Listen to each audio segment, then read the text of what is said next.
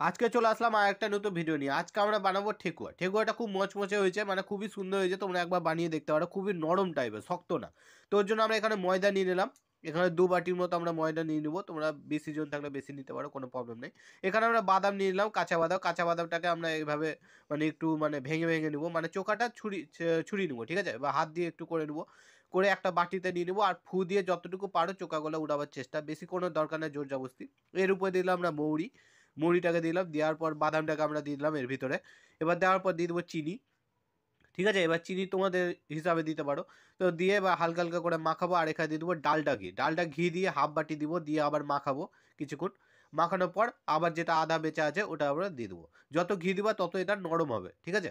আর যতক্ষণ এটা গুলটি গুলটি না হয় ততক্ষণ আমরা জল দিব না। এখানে গুলটি গুলটি আমাদের হয়ে গেল, তো হালকা হালকা অল্প অল্প জল দিয়ে এটাকে ভালো করে মেখে নেবো। তো এখানে মাখার পর আমরা ছোটো ছোটো গোল করে নিচ্ছি।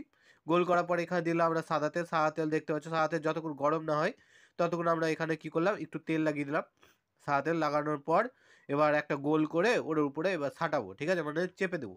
এবার চাপার কি হবে, ওর ছাপটা এর উপরে বসে যাবে। তোমরা 2 পিসটাও ছাপ দিতে পারো, 1 পিসটাও দিতে পারো, তোমাদের ইচ্ছা। তো এখানে ছাপ দেওয়ার পর গরম তেল হয়ে গেছে, ওর উপর আমরা ছেড়ে দিলাম। আমরা একটাই ছেড়ে দেখাচ্ছি, বাকিটা আমরা পরে করছি। এখানে এবার যতক্ষণ এটাকে লাল লাল কালো কালো ভাব ধরে যায় ততক্ষণ আমরা এটাকে ভেজে যাবো ডুবিয়ে ডুবিয়ে। তো এখানে দেখতে পাচ্ছি আমাদের লাল লাল হয়ে গেছে একবারে। তো এটাকে আমরা উঠিয়ে দিলাম, আর যখন উঠিয়ে দিলাম তো আমাদের এখানে ভিডিও শেষ। তো